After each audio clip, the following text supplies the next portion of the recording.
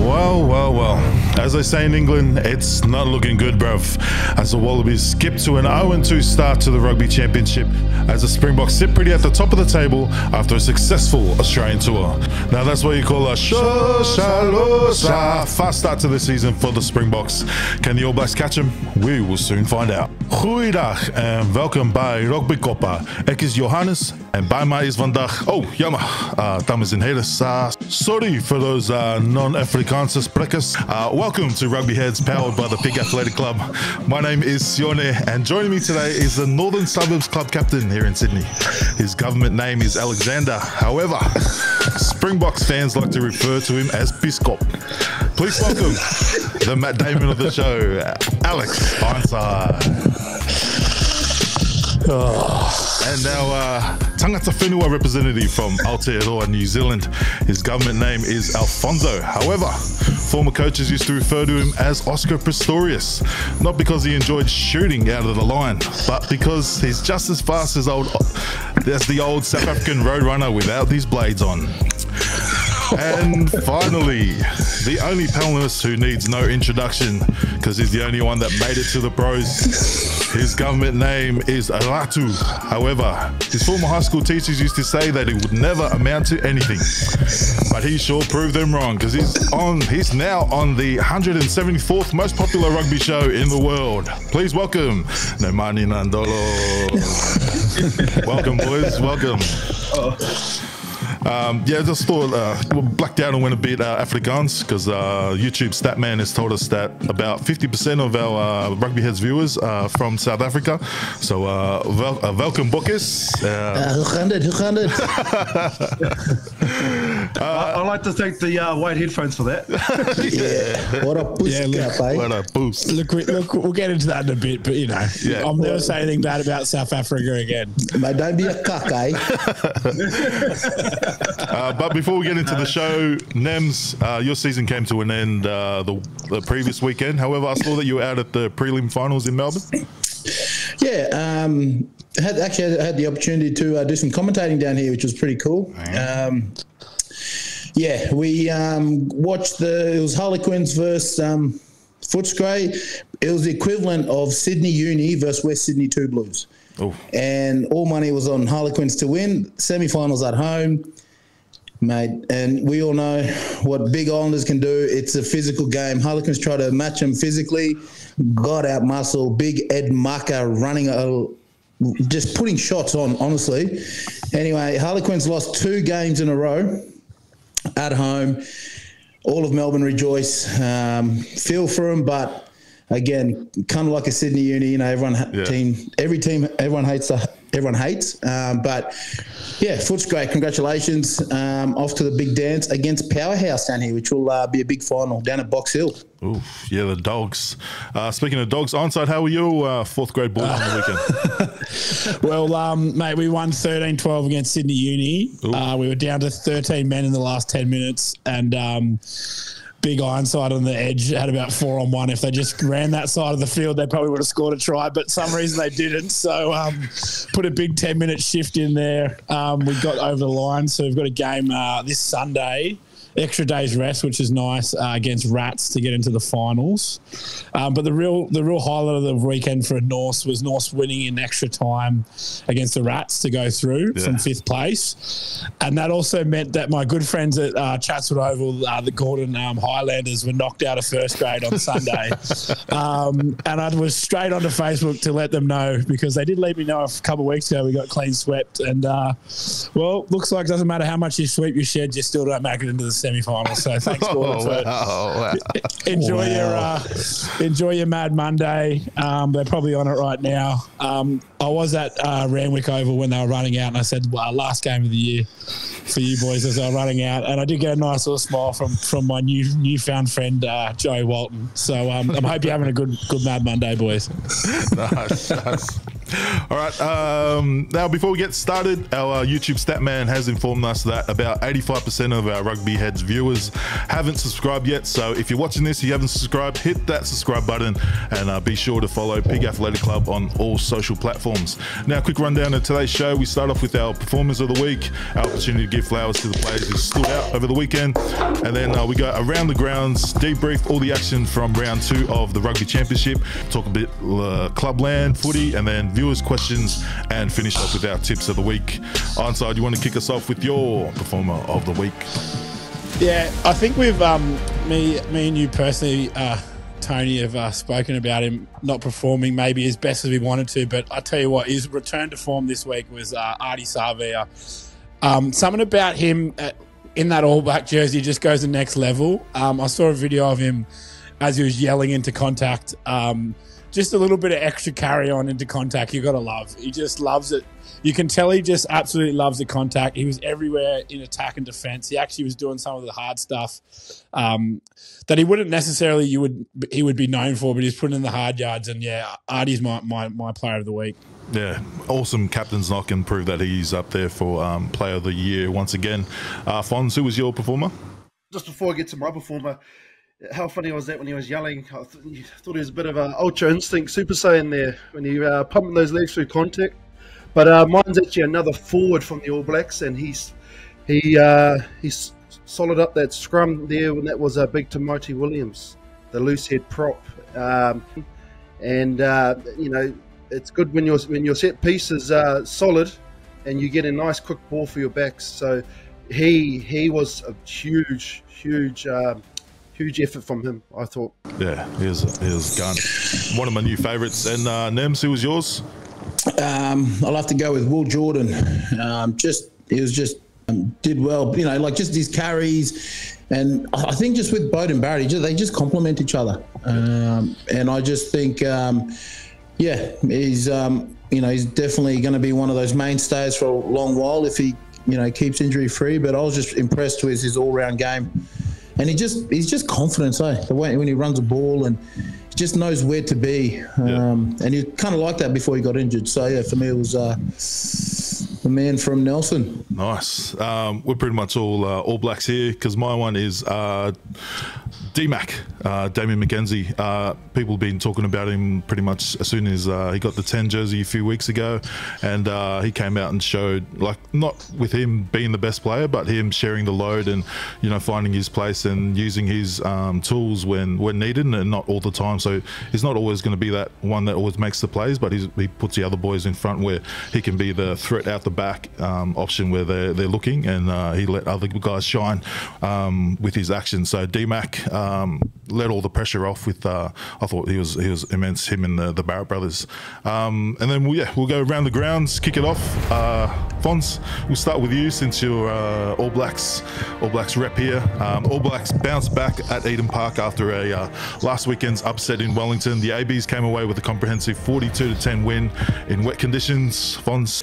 Last week I definitely tipped a close game, but Argentina just got blitzed.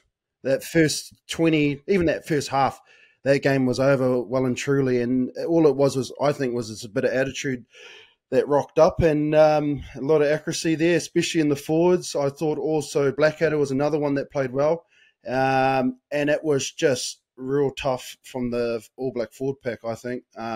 TJ, he played well because he was criticised from the first game in Wellington. And that set-up try he did around the back and set up Will Jordan, that was all class.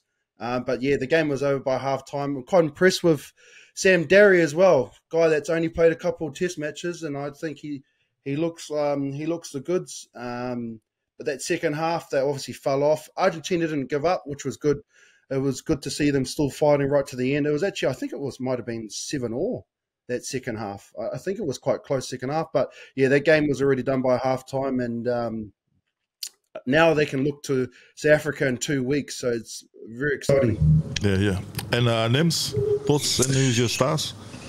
I think for me, what probably impressed me was just the way Argentina finished. Like Fonzie said, it was a 7-7, was it around that? It was a close game in the second half. which could have easily gone the other way. And the All Blacks, we all know, you lose 1 week, good luck to the team that's playing them the week after. And we've seen that time and time again. Again, 50 wins at Eden Park, which I think is a record. So you'd hate to be part of that squad that actually loses there. I was thinking about that. It's kind of like losing the Bledisloe if they ever lose it. But I'll just, for me, a lot was said about the All Blacks, and it was expected. It was expected for them to, fight back the way they did. But I think for me, the way Argentina finished, they could probably take a lot out of these 2 weeks. One, winning, beating the All Blacks in New Zealand, which is rare. And two, just that finish. And now they'll go back to Argentina where they'll wait for the Wallabies. And they will take a lot of that in terms of now how they don't want to start a game. Yeah. Pretty much finish what they started. So I think it's a positive fortnight, 2 weeks for the Argentinians. They'll take a lot out of that, and the Australia, got their work cut out for them when they head over to Argentina. Yeah, I just got coming away from New Zealand, 2 games and 1 win. That's a win for the Argies. And Ironside, thoughts and who stood out for you?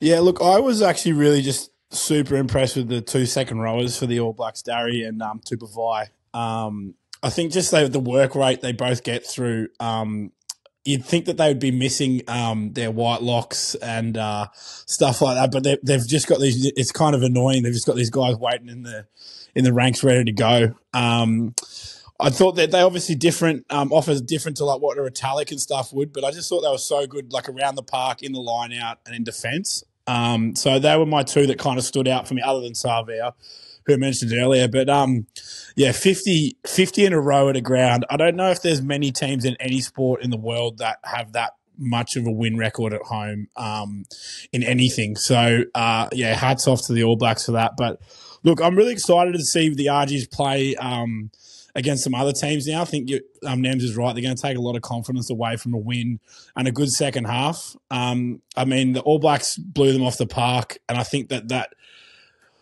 people want to play for Razor, and I think they probably did it a bit for him. I've read a lot of stuff in the press that people wanted to take off his head and get rid of him before he's had a real chance. But all those players that, like your Blackadders, that they've said just he's picked because he's a Cantabrian, kind of proved them wrong straight away. So it was good to see that stuff come to fruition in that game for the All Blacks.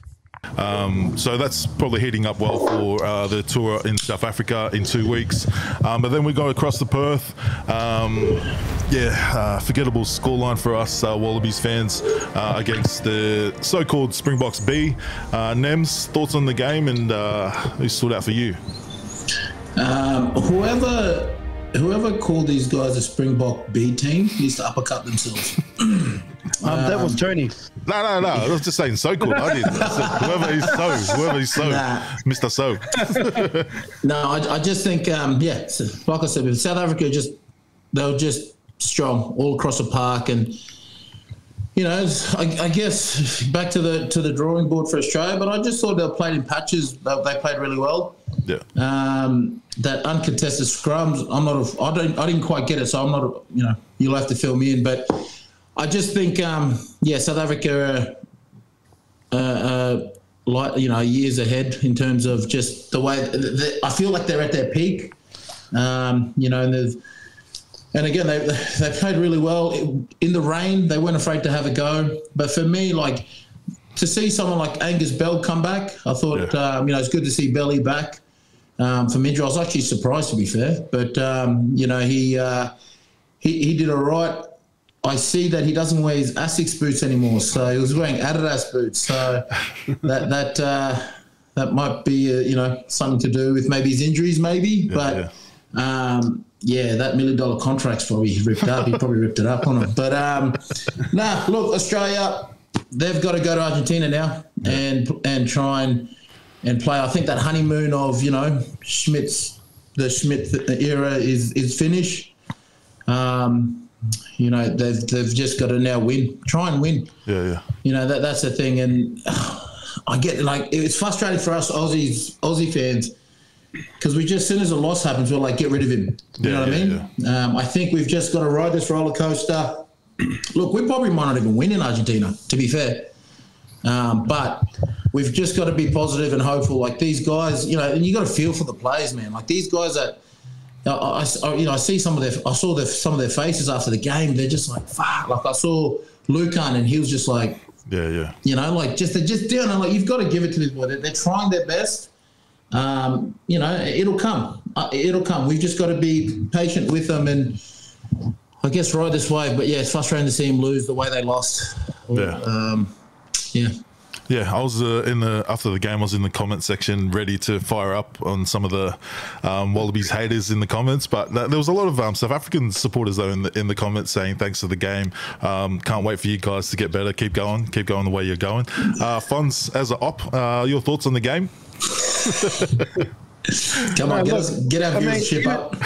Even like I have the agree with the South Africans. You know, we want a strong Australia as well. I mean, you want a strong rugby championship. You want close games. You know, you don't want to be going into games and be like, you know, oh, the score's going to get blown out. But I just think watching the Wallabies play, sometimes on attack, it looked like they were a bit lost. I don't know if everyone's on the same page with Noah and the forwards. There seems to be a lot of one-off running off the ruck. And you're just not going to bend the line against Africa doing that one-off running. You need to kind of move those boys. It's a bit hard though in the wet. It was real wet, but also just the exits. I also thought, you know, the crossfield kick in the own 22. I mean, that is very, very Carlos Spencer high, low percentage play, and nearly bite them in the bum. And Mapimpi nearly scored. And I thought, I just think game management could have been a little bit better. Look, they, like them said, they have to put it behind them now. I mean, that's done now. South Africa's done. They go to Argentina. They get the week off and get to regroup and go to Argentina. And it is going to be tough over there. It is. It really is going to be tough. South Africa will be happy because they rested players. They don't have a B team. They have about a squad, about 30-odd players that could play and start when need be. So, I mean, you know, when you think of the guys off, you know, Faf de Klerk, Franco Mostert, and, you know, Khaleesi didn't play. You know, and they also had the two other fly halves on the bench, and Pollard and you know, they are riding on a real high now. They're huge favourites in South Africa. It is talked about hugely over there, and I cannot wait for this test match next week, early hours, because it's going to be epic, isn't it? Yeah, I still think that Russie's team that first weekend wasn't the final team, because I still think Andre Pollard's going to be that 10 against the All Blacks. Yeah. I think he was just giving the boys chances to kind of get in there. But onside, how did you see the game? Well, I'm just going to be a bit sensitive because you can't say anything remotely bad about the South Africans, otherwise they jump on their burner accounts on you. But no, what I will say first thing about South Africans is, like I said the other week, they just do these things that just push the rules, and it's so good. I actually rate it. I got taken out of context the other week, but from a bloke that's constantly offside, off my feet, and pushing people's head into the ground, I actually really admire it. And they just do that stuff so well that they ease their way into a game to know where that ref's gonna let them get that extra yards, which is perfect for them. And I thought they did that so well. I mean, like, I'm so impressed with, and I guess he's always going to be up there as one of their best players, but Steph du Toit, like, he's probably a quiet game on his standards, but he's still one of the best players out in the field. So I like such an impressive South African side. I'm interested to see how they're going to go against the All Blacks. I just think that the All Blacks will do something different that other teams won't do to the South Africans. So, I mean, I still think it's going to be a close games coming up. The only thing that I was disappointed about with the Wallabies, it was obviously shock and weather, and they let 30 points in. I feel like you shouldn't be letting 30 points in those conditions. I feel like they just lack a little bit of power in attack and defence. You can see, you saw it on their faces, like Nem said, that they look busted after that game. But, yeah, we just lack a bit of that power game, and especially against a team like South Africa, they're going to make you pay for it. But then I think we'll see it come, because I think people like Tom Wright actually it was probably one of the better games he actually played in defensive-wise and attack. And I actually think he was probably easily one of our best the last couple, since the Schmidt era. But I really want us to go back to the old Australian attacking style of play. And I feel like that's what we've lost in the last 10 to 15 years. I feel like that, like we said before, there's just they did look lost in attack, and they had plenty of opportunities to go and score points.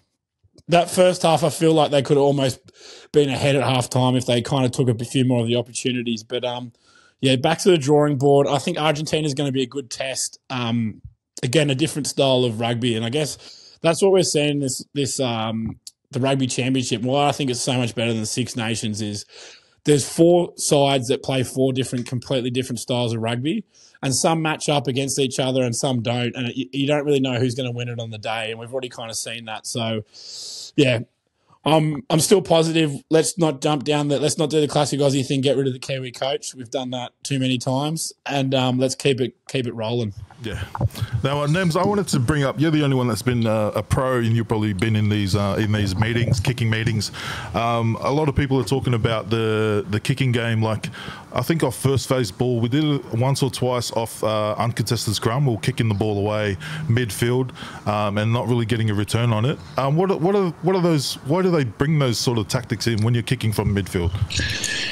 Yeah, well, they've obviously identified something in the back of where their fullback stands, and you got to remember too when they're kicking, like a really good kicking coach or a tactical way of kicking is when they might have seen a place where their fullback kick is on. Just say he's a right footer, they'll kick it down the other way where it makes it hard for him to turn, and particularly in wet weather. Oh yeah. That's when, particularly in the Northern Hemisphere, they'll do a lot of that sort of style. But there's always, I just don't think they execute it well. But I think there is what they're trying to do. They probably don't execute it. So, for instance, like that in the midfield, you probably thought you'd run it a bit, but.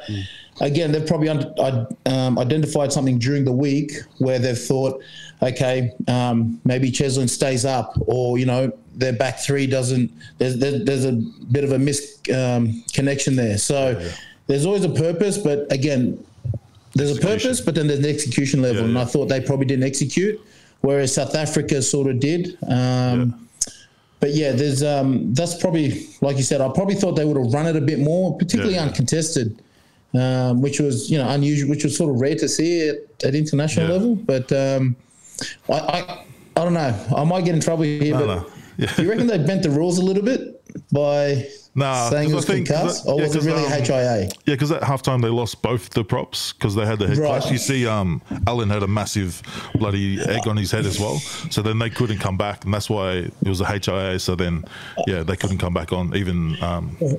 slipper, right. Because I didn't know that rule, but there was a lot of things I read on social media saying that they bent the rules but Australia don't bend the rules. What sort of happened was what sort of happened though was they actually took a player off. But because it was an HIA substitution, they shouldn't have taken a player off. It should have been 15 the whole time. The problem is they didn't have a front row to pack the scrum, hence why obviously the uncontested. But they should have been 15 players on the whole time. It's because they took one off for like 30 seconds. It was one quick play. 30 seconds, that should be 30 points. We should get 30 points, you reckon? Yeah. Do you think that we need, in rugby league, if they have a HIA, they've got like an 18th man because they have 18 subs. Do you think that now we're going this way in rugby with HIAs that maybe this could happen just for props. So more often? Yeah, maybe there's a prop that's a 24th man that stays warm. I agree. One forward, one back, maybe. Yeah. The only issue with that is if you got the HIA, that's why South Africa goes 6-2 split in case of, obviously, they got the extra forward. The only problem is you get injured and then you're left with, on the back line, your stuff. So it's a bit of, it works for South Africa, but I don't know if you watched the All Black game and Asafa Moore got injured. Sent off. He hit that tackle right at the end of the game and it was a high shot. And so he got sent off with a TMO review. The issue I had with it was then the matchday doctor said the winger didn't have to come off. Now, if he's got a direct contact to the head, then he should come off, surely. Because that's the whole point of the yellow card, was because of, obviously, he's caused an injury. You know what I'm getting at? It's kind of contradicting the yellow card, because the match doctors just come in and said, no, he's actually fine. He can stay on the field. Fons, you're playing the All Blacks. It was last try wins. Yeah. So. And that was. I don't think that was much contact on the head. That was more. Old man was injured on the hip. That's why he stayed down. Yeah. So, that was the TMO's fault. Yeah, stop being so Kiwi, Fonz. Fucking hell. Yeah. Oh, geez. Yeah, that was the last. We're talking about the South Africans now, mate. You win, man. You win. But yeah, well, I had noted down back to the kicking. Like you said, the execution. You seen Mohamed Zulu at the. I think he did it first, that crossfield kick, and it was a shocker of the kick. And then you see the same, and they were attacking in the 22, just about to get in the 22, and then you saw when Andre Pollard came on towards the end of the second half. He did the exact same kick, but the execution was on point, and old mate got the kick, so caught the ball and almost scored in the corner there. So I think our execution definitely is letting us down. But I'll put the viewers' question. I'll add it in here because it's on topic. Do you think Noah is the 10 for the Wallabies moving forward?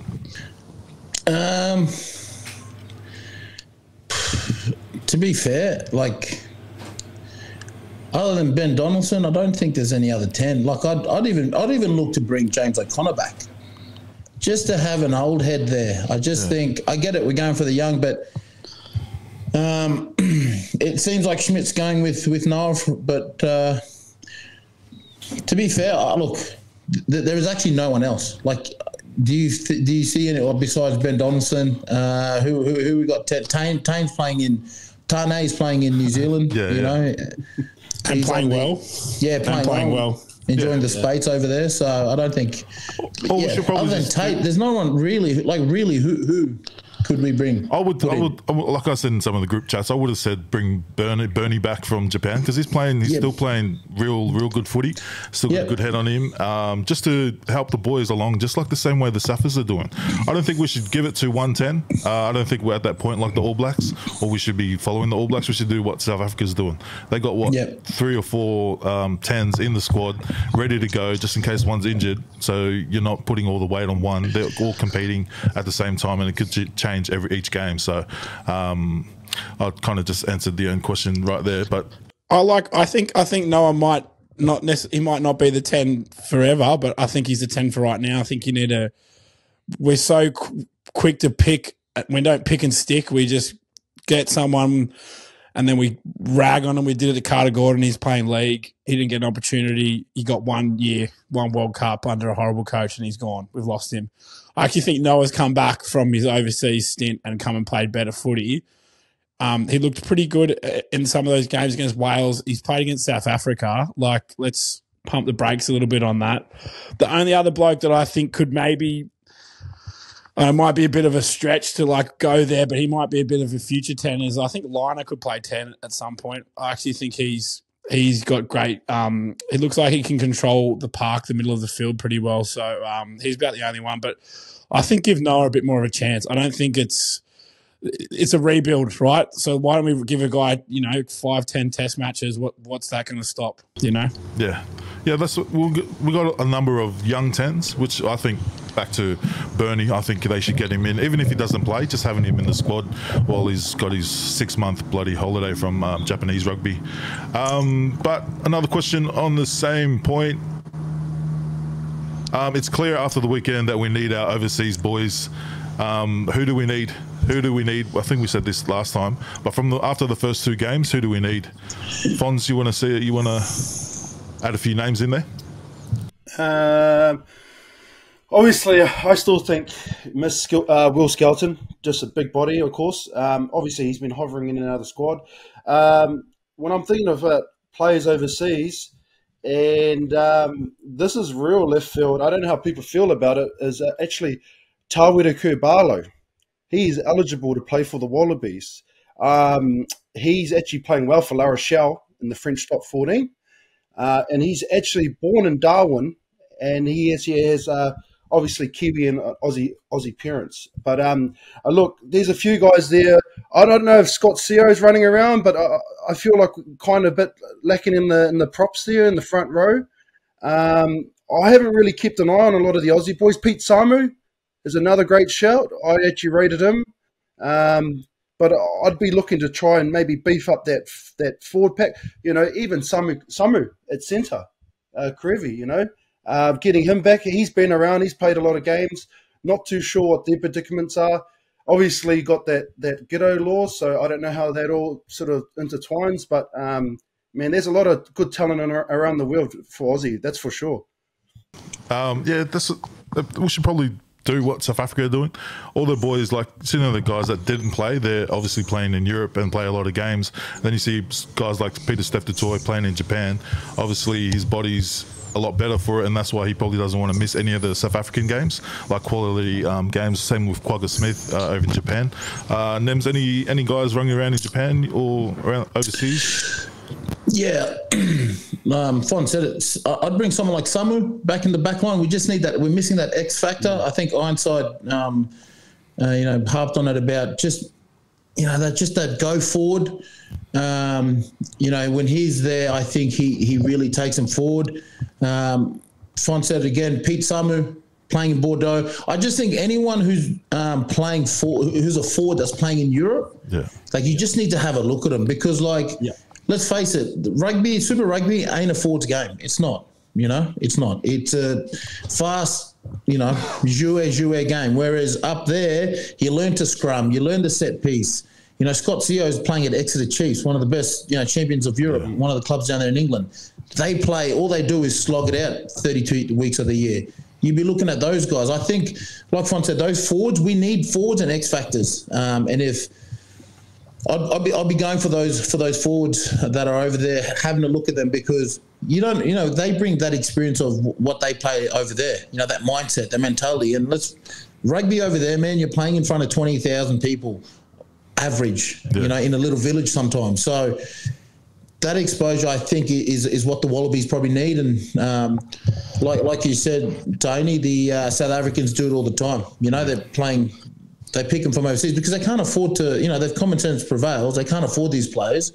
So they've allowed them to go over there and give them the chance to come back and 2 times world champions. I think we've got to stop following the New Zealand. I just feel Australia's just copying what New Zealand does. You know what I mean? And just need to stop that. Just be themselves. Get these guys over. Bite the bullet. And, bloody hell, we need some X factor. Yeah, Andy. Hopefully we can start copying New Zealand and getting some dubs. Let's go with our team of the week. Starting off this week, we're going to change it up. We're all going to put names in, and hopefully we all agree on the player for each position. Starting off with loose head. I've gone with Tamati Williams. Scrum dominance also around the park has improved immensely, especially in attack. He's not just that guy who tucks and trucks and it doesn't look painful like most props when he passes the ball. He had like little soft hand touches on the weekend, so he was my bet, especially just for his work in the set piece. Anyone else had anything different? Nah, Tamati was Tamati. He's from Perth, isn't he? Yeah. Another one slipped through, boys. He went to school in Perth and then obviously got plucked to go back to First 15 in Auckland. What are the Force doing over there? He's got a cousin that looks exactly like him that plays at North that's 20 years old and he's a little bit bigger than him. So maybe we might have got the right one. Big shout out to Maui. If Maui loses a little bit around the edges, he could be the man. All right. Lock in Tamati Williams, loose head. And then at hooker, I had Cody Taylor. We might be different in a few of this. I had Cody Taylor. I just thought he bounced back real well after his first few performances, and he's back to his old Cody Taylor, hitting those lines. Anyone else had anything different? No, I had CT as well. I mean, Cody as well. Yeah.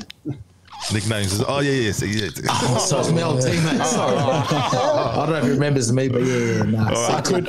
I could make our fans in South Africa happy, but I'm happy to let that one go through the keeper. Malcolm Martin. Let that one go. Yeah, he's a freak. Yeah, Malcolm played well, actually. Yeah. So lock in Cody Taylor, and I've gone pretty much the whole All Blacks front row. I've gone Tyrell Lomax. Anyone else had anyone different?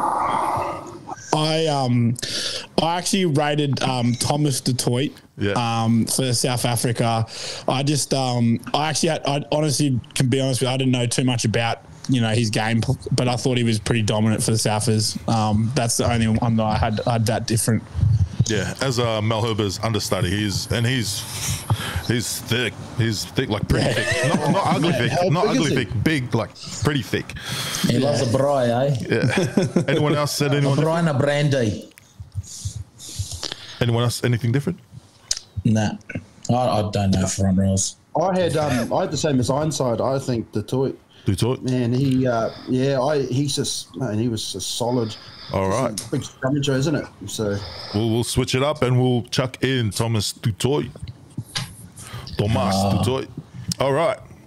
Now, first second row, I've gone with, once again, Tupolvai. He was second most tackles in the game with 19, and also at line out secured 3 of their balls and plus stole 1 off the Argies. Anyone else have anyone? No. I had him and Eben. Anyone else other than Eben? He came in early. Come on quite early. Yeah. He came on quite early because the captain got injured. But I think Sam Derry was the other one for me. I had Derry. I had Derry this week, just a little bit over Eden for me. All right. We'll lock in Sam Derry there. The Uso. Okay, and at number 6, I had Ethan Blackadder, mate. He was top tackles with 20, including 2 turnover wins at the ruck. He's a bloody freak. We all agree on Ethan Blackadder? Yeah. Agree.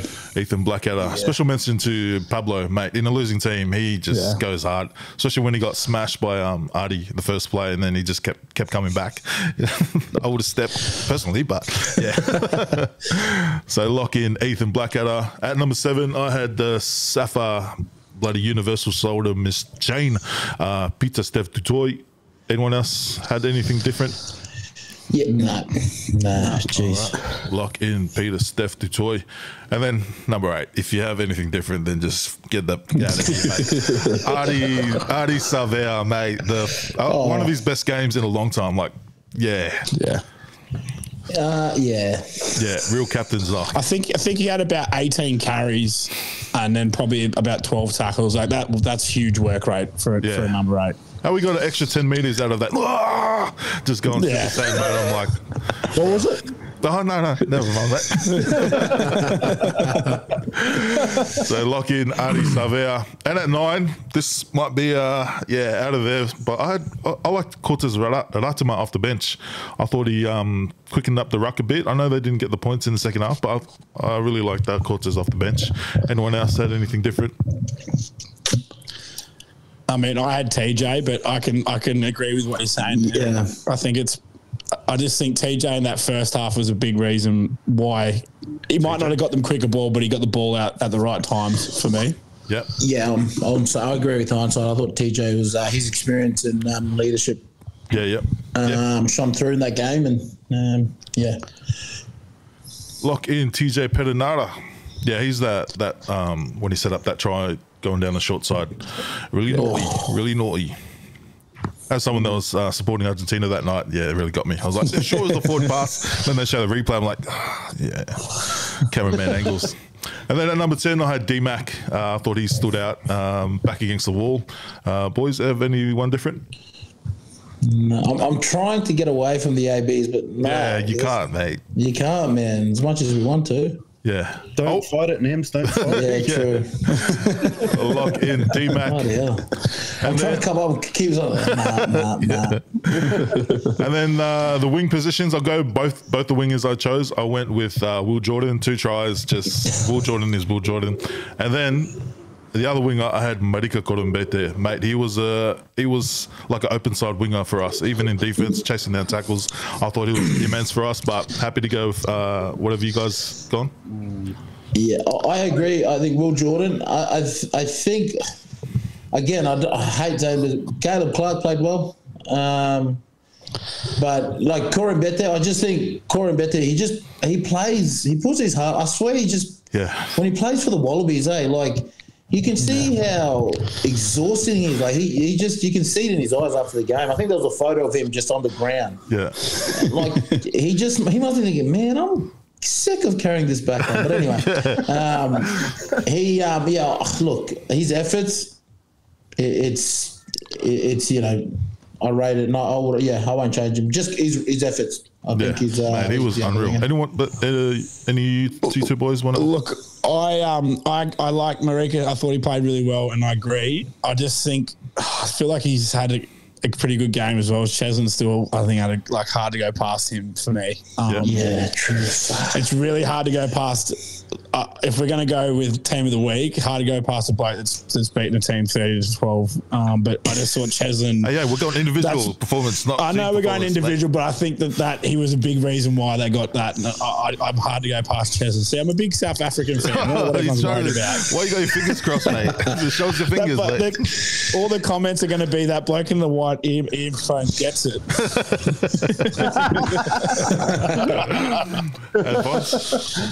I actually had Colby over Will Jordan. I thought Will Jordan and Colby were the best two wingers. Problem is they're both right wingers. Yeah. So I actually had Colby and I had Clark. I like Marika. I mean, he chases those kickoffs, but I thought Clark, he had a good game. Good to see him have game time, but I had Colby and Clark. All right, we've got a bit of a stalemate here, so I'm going to chuck it on our stories and we'll let our followers vote out who the wingers will be. And then inside centre, I had Geordie Barrett, one of his best games I've ever seen him play. You boys have anyone different? I actually, I don't know, this is a bit left field, but I actually had Hunter Paisami. I mean, look here. I mean, Geordie played well, but I think for someone that's, I mean, you look at Hunter, he's not a big bloke, and he just gets in there, and you could see he was just trying. And he got injured, actually. He got injured in the game. And, he's, I mean, I don't think, Geordie played well, but I actually did think Hunter played well. Hunter's been good. He battled, he tried, he got in there, and he just gets stuck in. And his defense was like a linebacker. Like, he doesn't go backwards. He makes sure he wins that contact. But we might have to put this to the listen to our social media. I think Barrett gets it for me. To be fair, if we're going for a vote, I'm going to go for Barrett. Mate, let's face it, they won. Can you get off the All Blacks for a bit? All right, we're gonna lock in. We're trying to, but you know how hard it is, and you know how crap we feel trying to pick this team, and it's always about it's either the ABs or the Springboks. Jeez, mate, I've been fighting it for 28 years of my life as a half Kiwi, half Aussie. I've never gone. Fons, I know, Fons. This is the next best thing. Some of these guys never seen Wallabies lift a Bledisloe, so just let us be, So we'll lock in Geordie Barrett, and at 13. I had, mate, Jesse Creel. Mate, he is insane. Yep. Jesse Creel. Yeah. And then fullback, controversial. I had Tom Wright. I thought, mate, his kicking, his running, mate, he's the reason. And he saved that try when Mapipi went after that missed kick or after we turned it over somehow. He did do that. So, mate, Tom Wright, one of his best games. He's been one of our best for all year. So I'm going to go Tom Wright. Anyone else have anyone different? I do agree with you. I think Tom Wright, but look, you got to give Afalele Fassi. Is that right? Oh, Fassi, yeah. Sounded confident, Sam. So it was confident. Yeah. Apalele. It sounds like more, eh? Check it. What, mate? If I'm a lousy. Mate, fullback for Springboks. I think he's worth a shout out. Scored a try, burnt. Was it Tom Wright? No, Kells. Yeah. Callaway for you guys, yeah. So I mean, obviously Tom Wright, he's good, but you got to give old mate a shout out from Springboks. Yeah, when he scored that, I'm like, how's it fucking Taboga from Botswana? Because he is fast, rapid. Who'd you have, Fons? I had Barrett, but look, Tom Wright wins it. It's 1-1.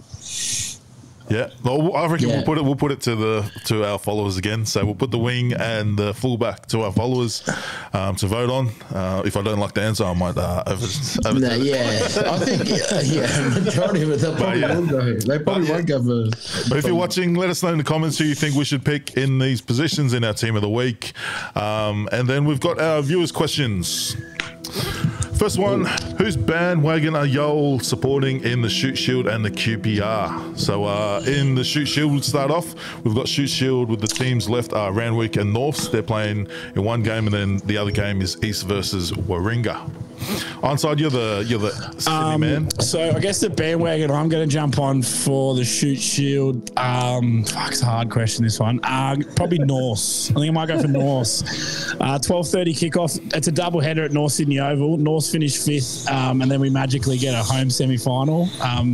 The gods are looking down on us, but 12:30 kickoff against Randwick grand final replay, and then obviously East Rats first, second at 3 o'clock. So doubleheader North Sydney Oval. Get down to that for sure. Both games will be really good games. So yeah, North. Okay, North and Nems. Who you going for, mate? You played for a few of these clubs. Well, I had a big say. I think I had a big, a big say in North's 4th grade getting to the semis with my bus string runs, 2-metre runs, and getting run down by number 8. But anyway, North I'm going to go for. I think they snuck in. They showed what they. I actually watched their game on Sunday against Warringah. And I just thought they've just been a consistent team all year. Zach's done really well with the team, so hopefully they'll go one good. Don't usually do too well come finals. North, no offence, Einstein, but they don't do too well come semis. They sort of choke, so hopefully they don't this year. I'm going North bandwagon. Yeah, for our South African followers, Norths is like the Joburg Lions of. Respectfully. Fons, who are you going for in the Shoot Shield? Or Associates in Perth, same thing. I'll support the North boys because obviously I know Davey Henaway and obviously Ironside's there, but it sounds like anyone but uni. It's a bit like Queensland, anyone but uni. So they're not in the finals, so that's all that matters for me.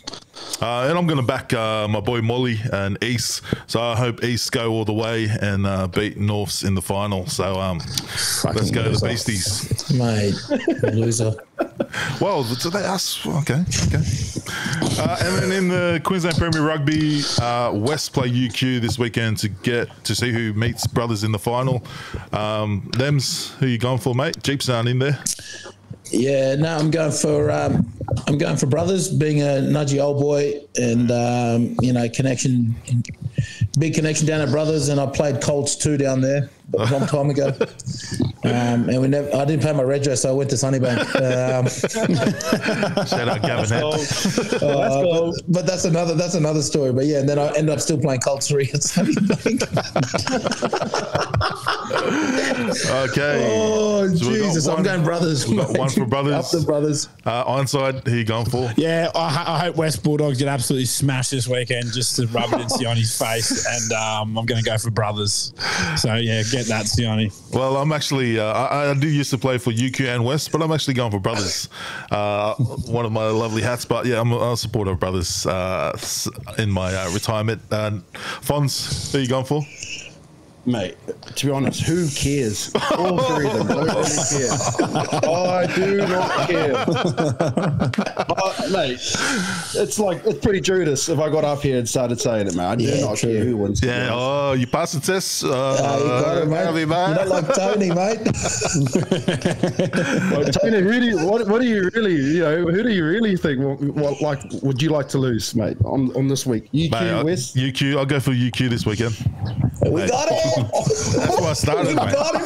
No, West got my name wrong on the bloody club captaincy board, mate. Bang him. Probably didn't make a good enough impact, mate. Well, all right, put my highlights here. Well, I'm editing that. All right. And we've already answered the other questions. Okay, all that's left is our punters tips of the week. We actually did all right last week. I think we missed 2. But in the NPC, we've got, starting off on the Friday, we've got Hawke's Bay hosting Northland. Hawke's Bay undefeated, looking in Hawke's Bay. HB. Yeah. Is that a Ramfully Shield? No. Yep, another Ramfully Shield game. Yeah, Hawke's Bay. Yep, They look unreal. Counties almost got an upset on the weekend, but came short once again with the last line out. Counties are hosting Tasman. Tasman, flying high also, so lock in Tasman. Yeah, if you've got that winger running, Timothy. Oh yeah, running, man, you ain't gonna stop him. And disappointing start to the season. 0-2 for Auckland. They're hosting Canterbury. Canterbury. I'm going Canterbury. I feel real shit that Nems picked Otago and I actually trumped him with Auckland, and then that was our bloody only one that tripped up there. Oh, I'll do to myself. Mate, think about it. The ABs might be back. You know, you reckon? Like Plummer, these boys might be back for Auckland. This game in Canterbury, isn't it? In Auckland. In Auckland. Yeah. Oh, it's in Auckland. Oh. Yeah, so they might get 100 people at Eden Park to watch them. Oh, we got him, mate. So who we lucky? We're going Canterbury? Canterbury. Yeah, Canterbury. Canterbury. For Red and Smokey, black. if Smokey tip, go against it and go Auckland. But Southland hosting Taranaki. Gone dark. Naki's good. Naki's good. I just remember Naki's good. So I would say Naki, but Fonz, what do you reckon? Naki went down in the rain, yeah. They nearly beat Wellington right there on the weekend, but Taranaki down south. Yeah. Yeah. All right. Lock in Taranaki. And then Otago hosts Bay Plenty. But I'm going to go Bay of Plenty. I think they looked actually pretty good in that Wednesday night, the game that I watched recently. Yeah, they played 2 last week. Yeah. Who reckon, Fonz? Who's playing Bay Plenty again? Sorry, Otago. Otago. No, that's in Tauranga, isn't it? Or In Otago. In Otago. Oh, jeez. I don't know. This is another one that could flip a coin. Otago. Fucking pick it, Fonz. Oh, this one. Bay Plenty. There you go. Who's that 12 for Otago? He's a man. He played well. Sam Gilbert. He's at the Highlanders. Oh, that's right. Yeah. He killed it. Yeah. He scored a couple of good tries. Yeah, in saying that, lock in Bay Plenty. Thank you. And then Wellington host Manawatu. This might get messy. Mate, the Lions are going to roar this one. Like that one? There'll be no turbos there, I'll tell you what. And then last game, we have North Harbour hosting Waikato. Liam Messam. Aaron Cruden, he's back. Mate, yeah. Jerome Kino.